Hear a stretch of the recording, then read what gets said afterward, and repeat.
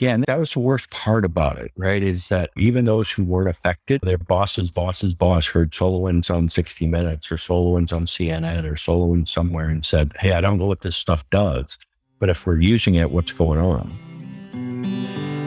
Welcome to the CISO Wise podcast, where CISOs and cybersecurity leaders share their wisdom gained from years of experience on what works and what doesn't in building a cybersecurity program.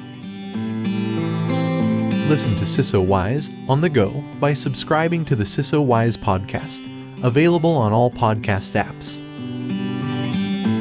Today I'm joined by the CISO of SolarWinds, Tim Brown. SolarWinds shot to national prominence due to the Sunburst malware intrusion, first discovered by FireEye in 2020.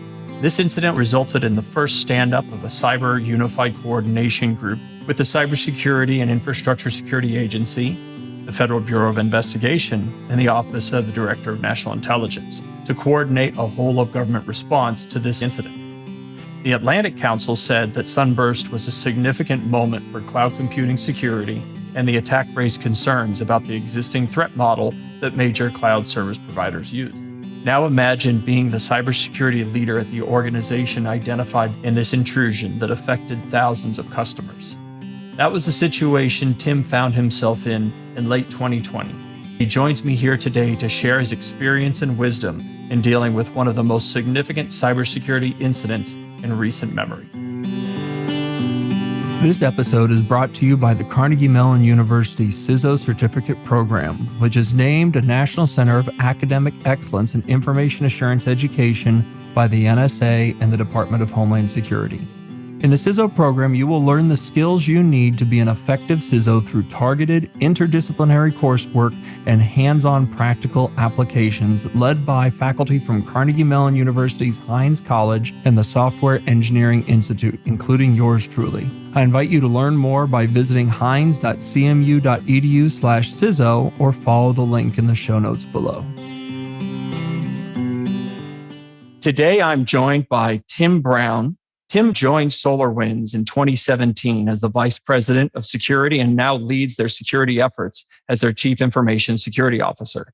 After the Sunburst attack in December 2020, Tim was the lead in the response and remediation efforts. Tim has spoken to thousands of customers and has been instrumental in all customer remediation support and services. He's worked closely with the SolarWinds CEO in designing the future state of security and their security by design philosophy. His trusted advisor status has taken him from meeting with members of Congress and the Senate to the Situation Room in the White House. He's also an avid inventor and holds 18 patents on security-related topics. Tim, welcome to the program. Thanks, Earl. It's great to be here. I really appreciate you taking the time. As many people are aware, the SolarWinds launched to the national spotlight as suffering a significant supply chain security incident, as I mentioned, in December of 2020. Could you give a little bit of background on what that was? Yeah, absolutely. So December 12th, we were notified by FireEye that we had shipped tainted code in our products. Turned out that people had downloaded about 18,000 copies of those affected versions. Fast forward a little bit, the tainted code was not in our source code control system. It was further down in the supply chain where it got inserted into the product by what we now know as the Russian SDR, really were the perpetrators. That's what everyone is saying from other external research. So they inserted this code in there and it lived between essentially March and June of 2020. And the threat actor shut down their command and control server in October. The really affected period was March to October. Once that was announced, the incident kind of took a life of its own. One of the things that people don't realize that about under 100 customers were actually impacted by this.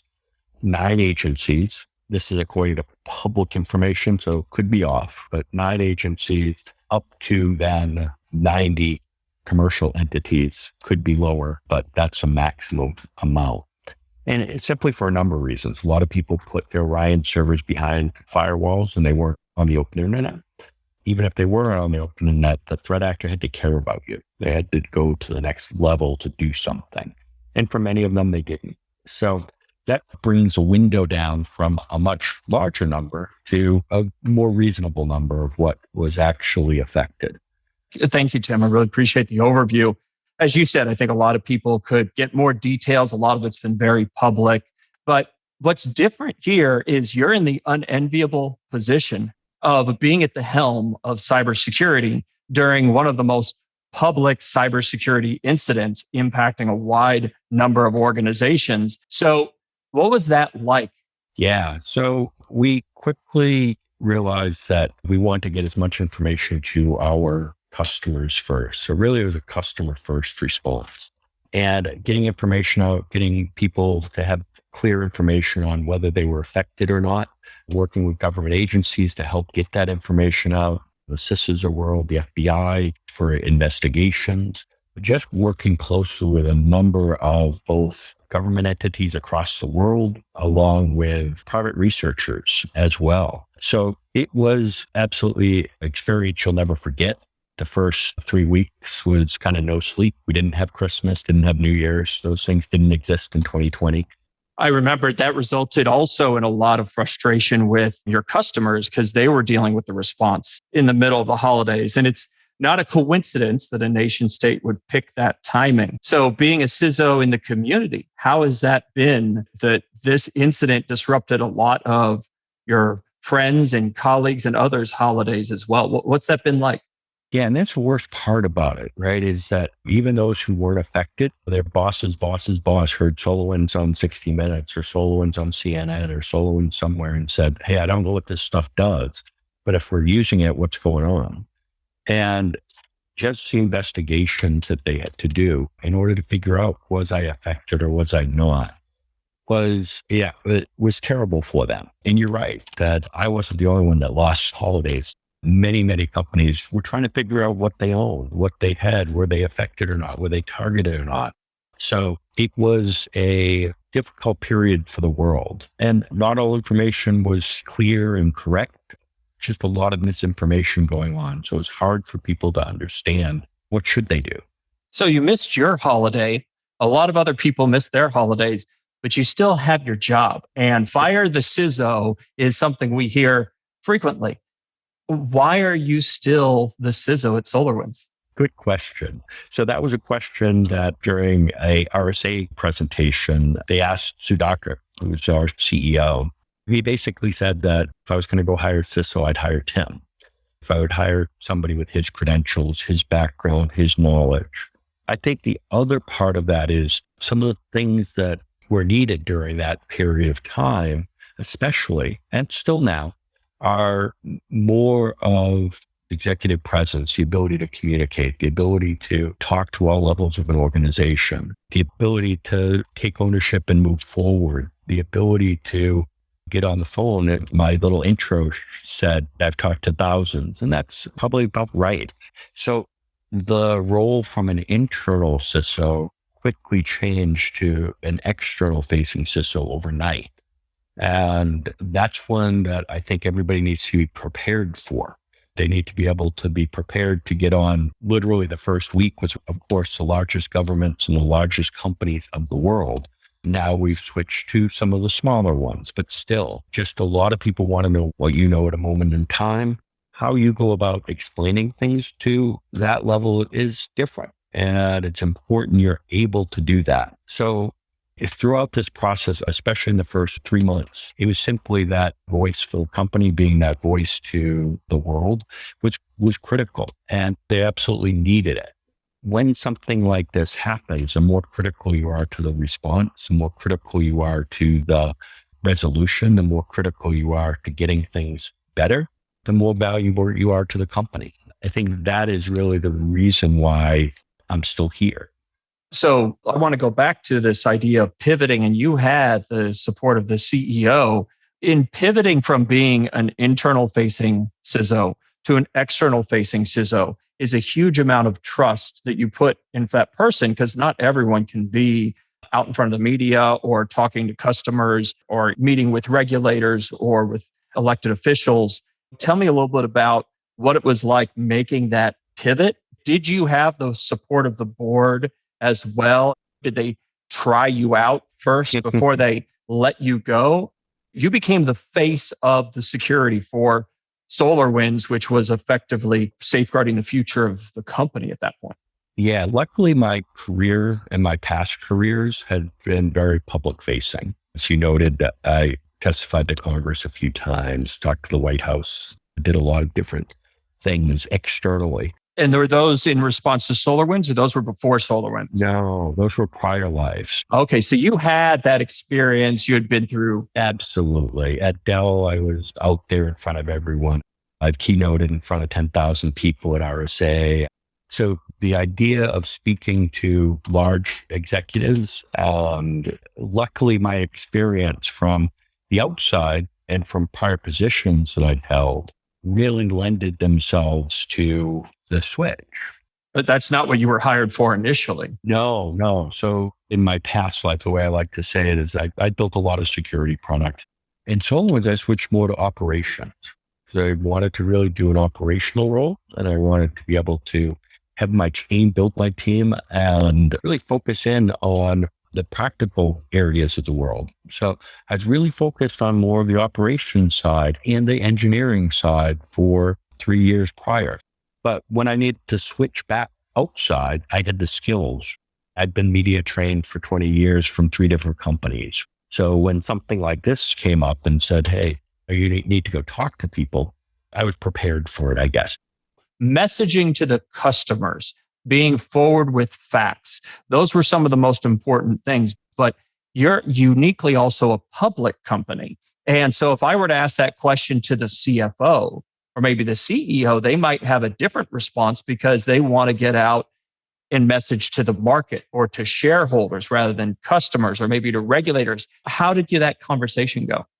We had both going on at the same time. That's why nights were lasting until 3 a.m. We were looking at literally 10Ks going out that next day with every comma, every period, every word, every sentence, everything needed to be as accurate as possible. And the other part of it, to be able to make sure that our facts were correct, knowing enough of the details to be able to validate our facts. So making sure that those statements were correct and they aligned with the customer. They were just different. One was for the financial markets, one was for the regulators, one was for the customers. But I think right along the path, we would have said our customers were our first priority. It's get them safe. And then one of the things we also operated is multiple streams, right? So we have one group looking at customer information, customer focus, all those things. We had an investigative team doing a threat hunt inside the company, and we had another team doing deep forensics inside the company. And then we had basically coordination between all of those groups on a daily basis to bring everything back together and make sure that we basically had good plans for each one of the streams, but very aligned.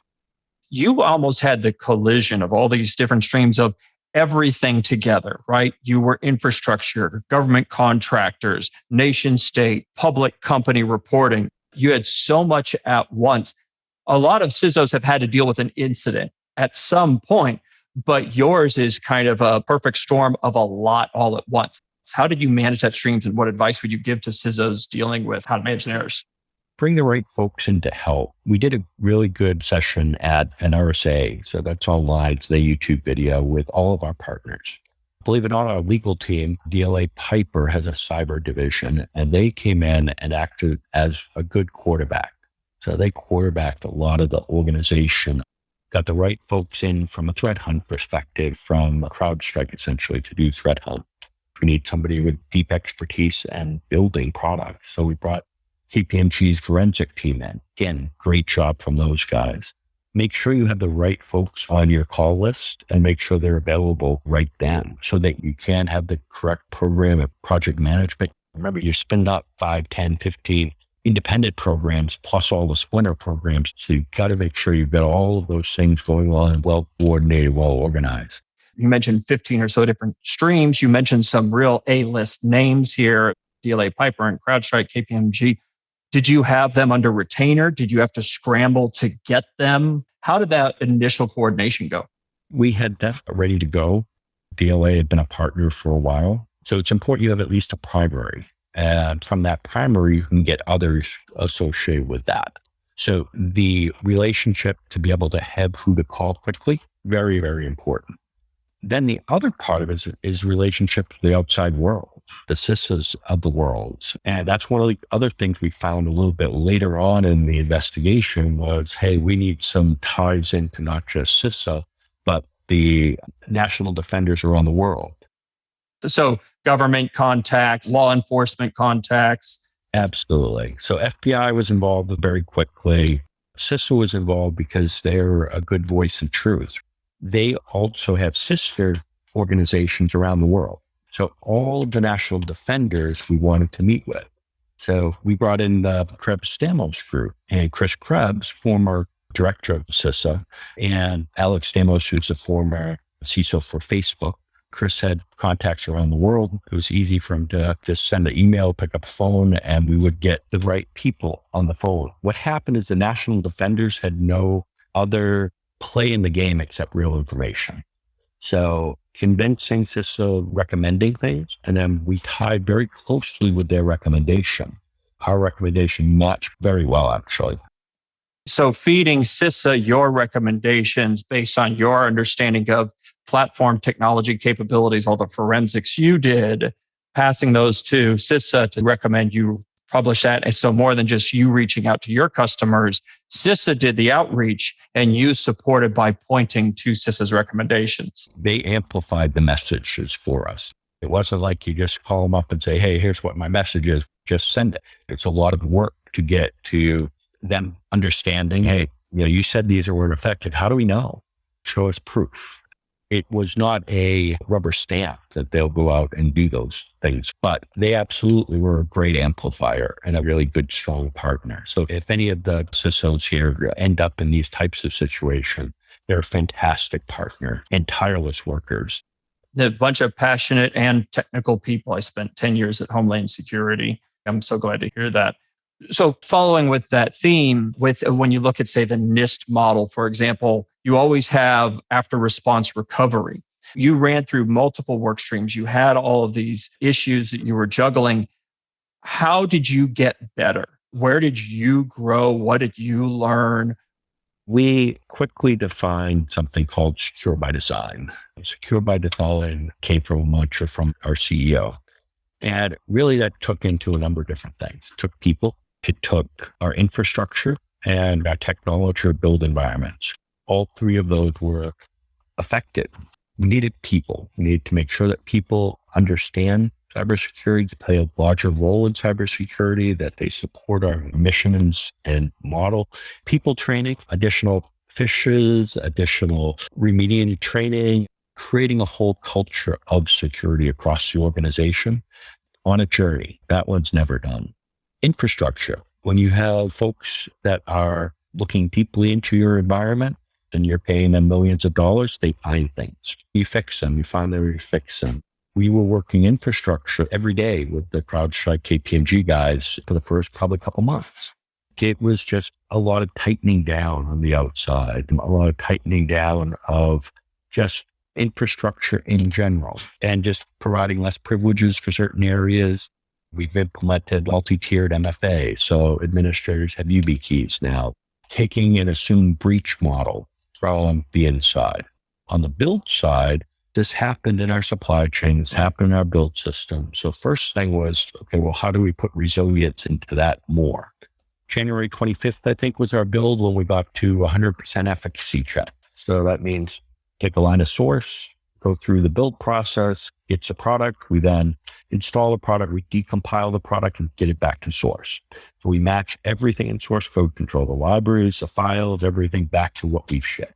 So because the incident actually tainted the code after it had been put into the build process, after it had been MD5 somewhere, after the certificate had been signed, and that's when it was then tainted. So what you're doing is validating the entire process forward and then backwards again. Right. Are you doing that with all code you ship? We're doing that with all code we ship.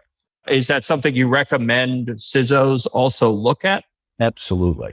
Sounds very expensive, though I know there's a lot of initiatives to help with it. What advice would you give when you drop that gauntlet down of validating and securing your digital supply chain? There's some products that start you down that path. There's also things that you can do manually to make sure you're there. It is a very good step in the process, but it wasn't the only step.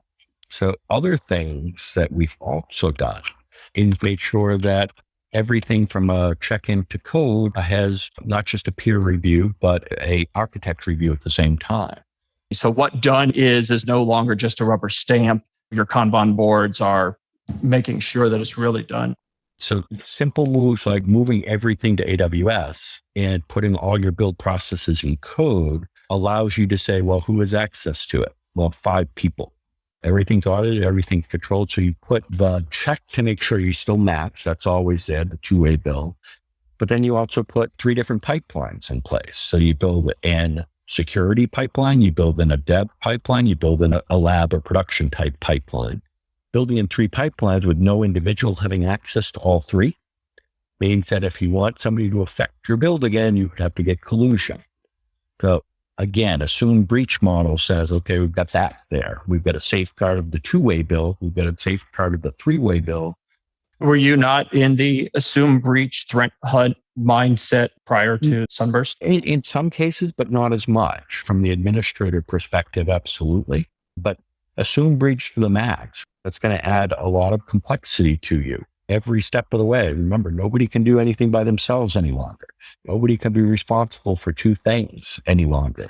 Assume breach is not something that is a simple infrastructure change. It's not something that's simple. Well, Tim, I really appreciate you taking the time. Thank you so much for sharing your experience and wisdom here on CISA Wise. Absolutely. Thank you.